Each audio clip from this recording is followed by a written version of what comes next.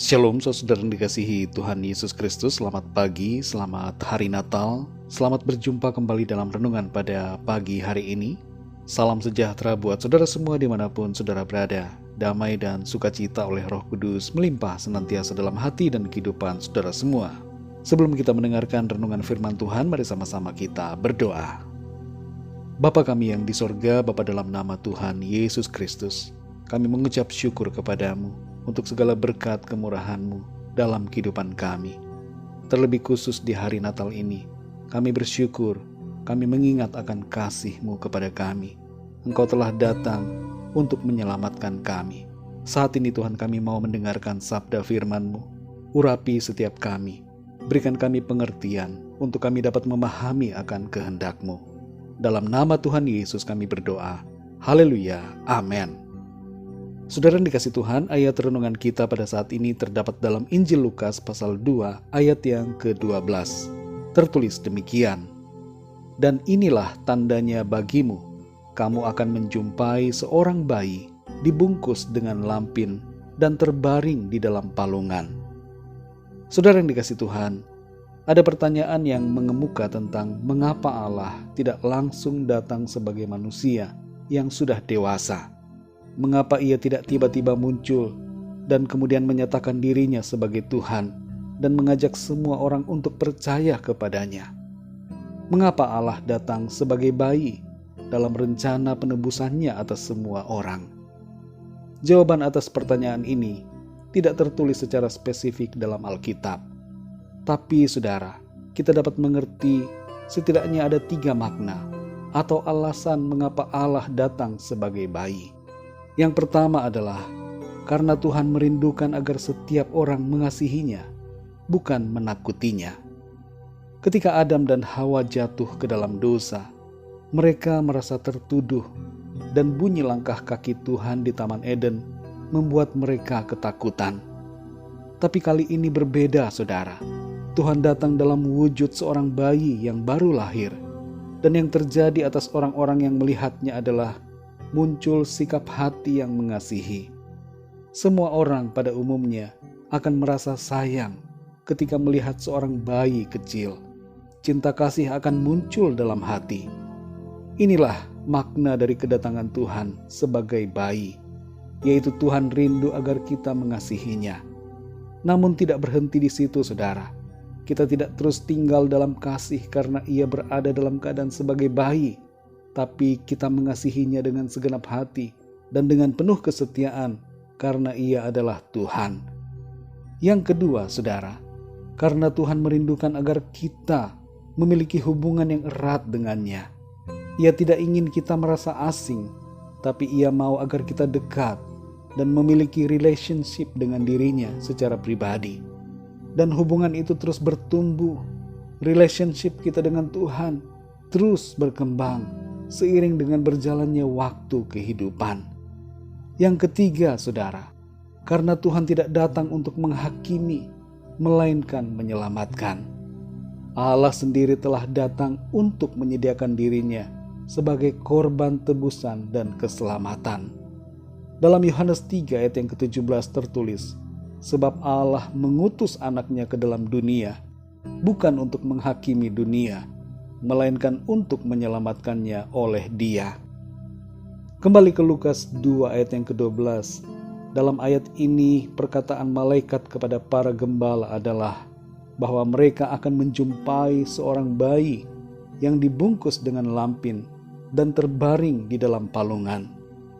Di Bethlehem pada waktu itu mungkin ada beberapa bayi yang lahir, tapi hanya ada satu ciri yang membedakan bayi Kristus dengan bayi-bayi lainnya, yaitu ia dibaringkan di dalam palungan.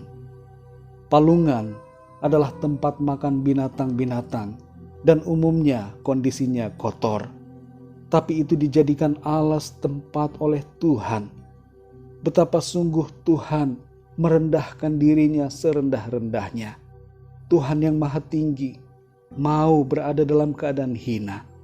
Dari tahta surga ia turun ke bumi dan ada dalam sebuah palungan. Pesan apa, saudara, yang kita dapatkan dari hal ini? Pesan firman Tuhan adalah bahwa Tuhan datang dalam kerendahan. Ia merendahkan dirinya secara total, tanpa rasa gengsi atau malu, tanpa menganggap itu sebagai sebuah aib yang menjatuhkan pribadinya sebagai Allah yang mulia. Saudara yang dikasihi Tuhan, Natal mengingatkan kita akan kerelaan Tuhan untuk datang menyelamatkan kita manusia. Dan kerelaannya itu disertai dengan kerendahan hati yang diwujudkan dalam merendahkan diri. Biarlah kita pun belajar, saudara, belajar dari Tuhan untuk merendahkan diri sebagaimana teladan dari Tuhan sendiri. Dalam 1 Petrus 5 ayat 5 bagian B tertulis, "Dan kamu semua, rendahkanlah dirimu seorang terhadap yang lain, sebab Allah menentang orang yang congkak, tetapi mengasihani orang yang rendah hati." Mari saudara yang dikasihi Tuhan, biarlah di Natal tahun ini kita belajar untuk terus merendahkan diri, memiliki kerendahan hati seperti Tuhan. Selamat Hari Natal, damai sejahtera dan sukacita surgawi senantiasa memenuhi hati dan kehidupan kita. Mari kita berdoa, saudara. Bapa kami yang di surga, Bapa, dalam nama Tuhan Yesus Kristus, kami bersyukur untuk firman-Mu. Kami bersukacita karena kasih-Mu. Engkau sungguh ya Tuhan, Allah yang membuktikan bahwa Engkau mengasihi kami. Dan kasih-Mu Tuhan nyatakan ketika Engkau rela datang dalam kehinaan. Engkau merendahkan diri-Mu serendah-rendahnya untuk membawa kami dalam kemuliaan. Tolong kami ya Tuhan, supaya kami senantiasa hidup meneladani karya dan tindakan-Mu. Jamah hati kami ya Tuhan, supaya kami rendah hati dan merendahkan diri kami di hadapan-Mu dan di hadapan sesama kami. Terima kasih ya Tuhan, kami bersyukur karena Natal memberikan kami harapan. Ada sukacita, ada jawaban, ada kemenangan, ada kehidupan yang kekal yang Tuhan sediakan bagi kami. Terpujilah nama-Mu ya Bapa. Pimpin kami terus ya Roh Kudus, untuk kami berjalan dalam kebenaran-Mu ya Tuhan. Berkati dan pimpin kami di sepanjang hari ini dalam segala aktivitas kami. Biarlah kehidupan kami senantiasa menyenangkan hati-Mu Tuhan. Kami berdoa saat ini, memohon lawatan Tuhan. Sembuhkanlah yang sakit, kuatkanlah yang lemah, berikan semangat kepada yang berputus asa, bangkitkan iman dan pengharapan mereka kepada-Mu Tuhan. Dan bagi yang sedang dalam masalah, kami berdoa agar Tuhan melawat, memberikan jalan keluar dan pertolongan-Mu yang ajaib atas setiap mereka.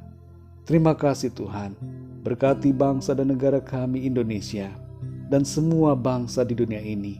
Pulihkan keadaan yang ada dan lawatlah setiap orang dari segala bangsa dengan rahmat dan kasih karunia-Mu. Terima kasih ya Bapa, dalam nama-Mu yang kudus, nama Tuhan Yesus Kristus, kami sudah berdoa dan mengucap syukur. Haleluya. Mari sama-sama kita berdoa doa Bapa kami.